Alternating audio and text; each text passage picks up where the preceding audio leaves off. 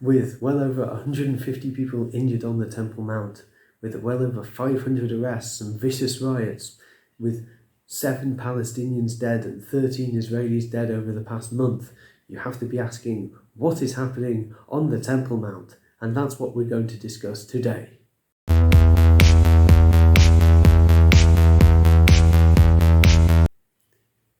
But firstly, remember to be hitting like, to be hitting share, and to be hitting subscribe. So, welcome to Scout Israel. Well, my name is Yossi Silverman. We're going to be discussing what is happening on the Temple Mount. First, a quick background. If you want to find out about the Temple Mount, the importance of the Temple Mount, and all the restrictions, please go search for my video on that, or look for the link that should be appearing at some point when I properly edit this video above me. But just to make things clear, there's a very simple explanation. The Temple Mount is the site of both the Jewish temple, the Temple of Solomon, the Temple of Herod. The Temple of Herod is a historical site, and also the site, according to Muslim tradition, of the Aqsa, which is the farthest place that Muhammad prayed at, and it's also important for Christians too, the site which appears many times in the story of Jesus. Also a bit of religious background to what time of year we're dealing with right now. It is both the Jewish festival of Passover or Pesach, and there's also the Muslim festival of Ramadan. So, month of fasting, very important month, fasting and introspection for most Muslims. The 27th day, I believe, of Ramadan, the month, is the day in which Muslims received, Muhammad received the Quran, the holy book of the Muslims. Very important month. Also tends to be the time in Jerusalem when you're going to have rioting. But in both traditions, the Temple Mount is very important for this. For Jews, the Temple Mount is the site of where an offering known as the Paschal Lamb would be brought. The Pesach offering, which would be a ram, on the first day of Pesach. Pesach lasts for 7 days, and then every subsequent day there'll be a number of sacrifices, and this is actually important to know, involving at least, I think, at some point, a goat. Muslims, Al-Aqsa is the farthest place in which Muhammad journeyed to in a night. It's a very significant spiritual place, especially, as we said, on the 27th day, which is known as Laylat al-Qadr, the day on which the Quran was given.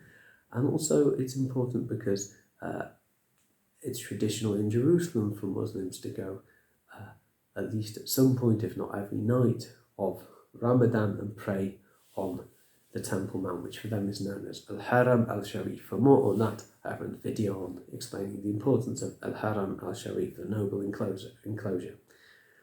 So, what's the background to all of this? The background, as we said,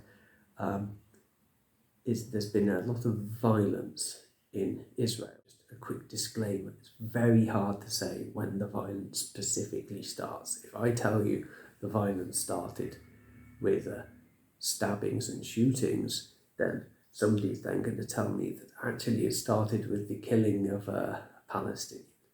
So we're not going to be playing here what I call the suffering Olympics.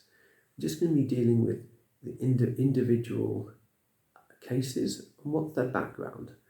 So there has been a lot of shootings and terrorism against Israelis over the past month or more, with more than 13 Israelis dead, most notably an Arab Israeli police officer who was shot and killed in Tel Aviv.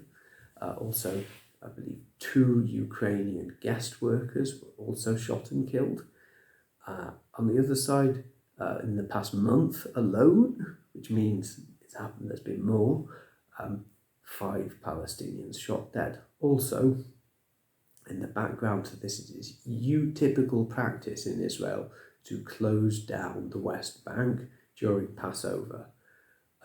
Actually, there were some, over the past few years, very serious terrorist attacks, even starting in 2002, I believe, with the bombing of the Park Hotel over Passover. So Israelis are very, very careful over what's passing between the Palestinian controlled areas and the Israeli controlled areas around the time of Passover and other holidays too, specifically when we've had 13 people dead. So there's been a lockdown which has caused a lot of friction.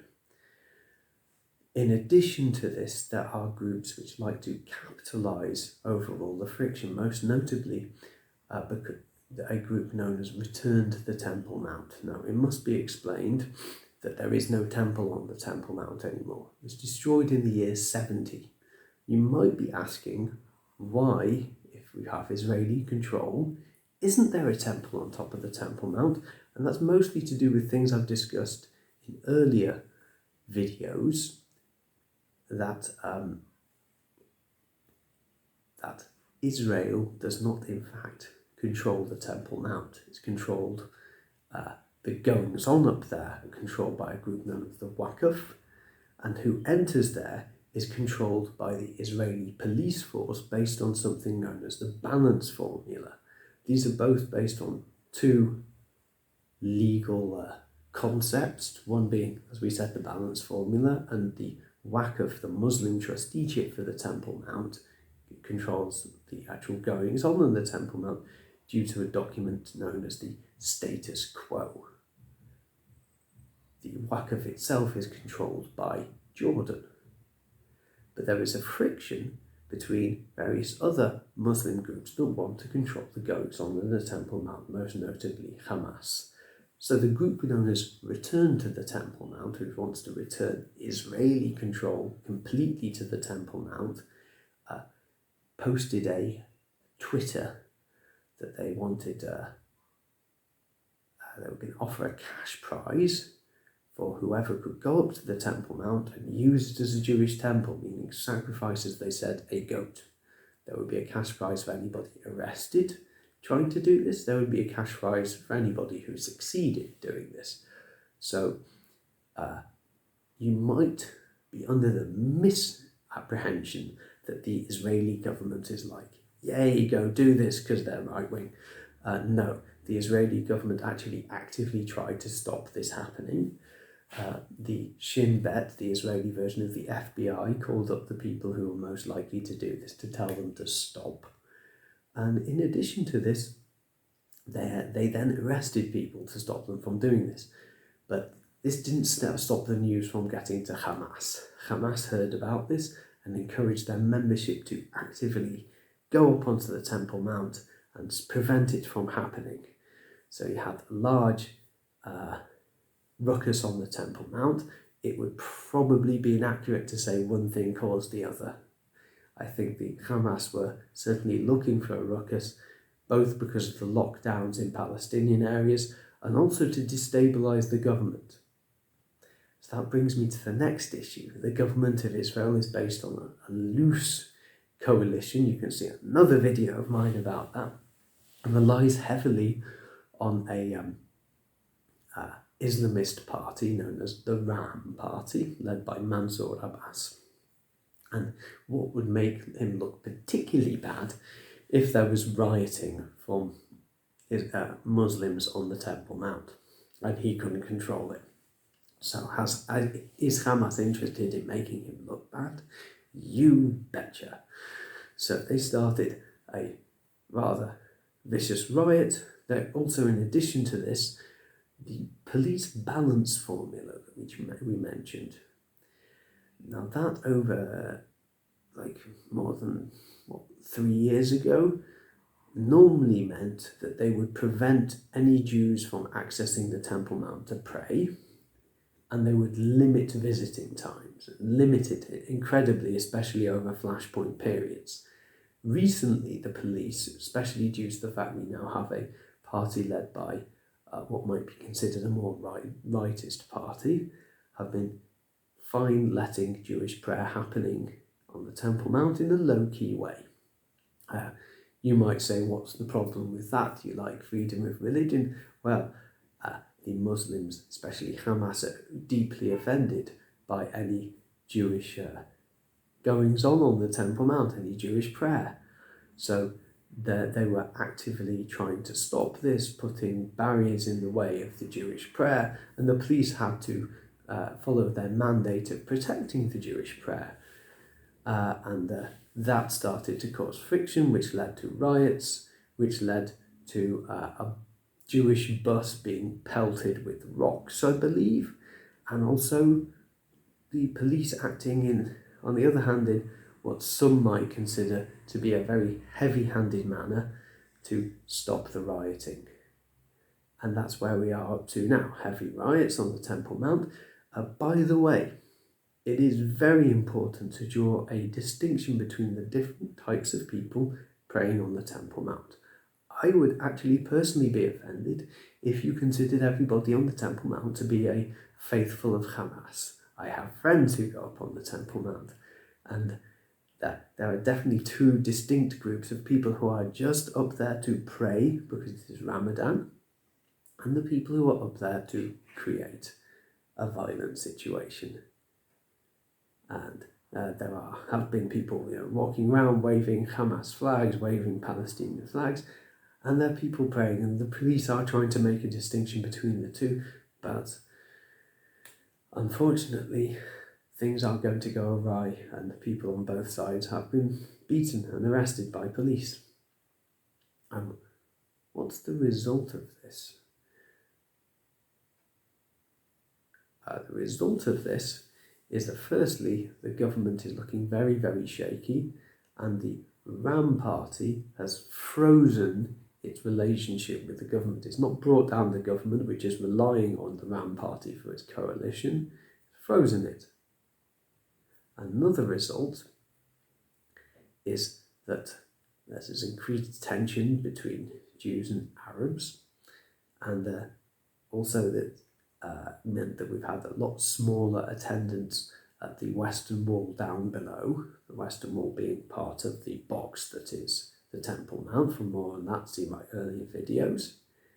And it certainly is increasing tensions and making things a lot more scarier. Lastly, where's this going to end? You might say, is this going to end in war? Oh no. Even though Jordan and Turkey, some of Israel's allies, or at least not enemies in the case of Turkey, have come out and openly said that they support the Palestinians demonstrating, as is their right, on the Temple Mount, it hasn't going to be leading to war at any point. Why? Iran. If you've been following the news as well, you might understand that Israel has taken out certain underground Iranian facilities.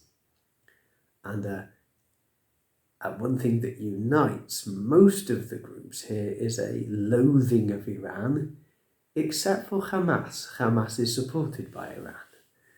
So there isn't going to be a war. A lot of these announcements against Israel are very much posturing. And I really hope there isn't going to be one, because what is the whole point of the Temple Mount? In fact, what is the point of Islam? Is peace. The Temple Mount is supposed to be a house of peace and prayer and unity of all mankind for God. And I understand Islam is supposed to be a religion of peace, so hopefully peace is what we should be seeing soon. Hopefully all this will be a short-lived development. People will come to some understanding, because what I want very much is anybody to exercise their religious freedoms and pray on the Temple Mount, regardless of Jewish or Muslim, and we should be seeing a age of peace soon. So with that, I'm going to say to you, if you're Jewish, Chag Sameach, happy Passover. If you're Muslim, Ramadan Kareem, have a safe and a meaningful and enjoyable fast. And anybody else, Shalom, Salam, and come to Israel soon. Hit like, hit share, hit subscribe, share the love, share the peace, And if you want, you can also donate towards this channel on Patreon or on Ko-Fi.com. Thank you.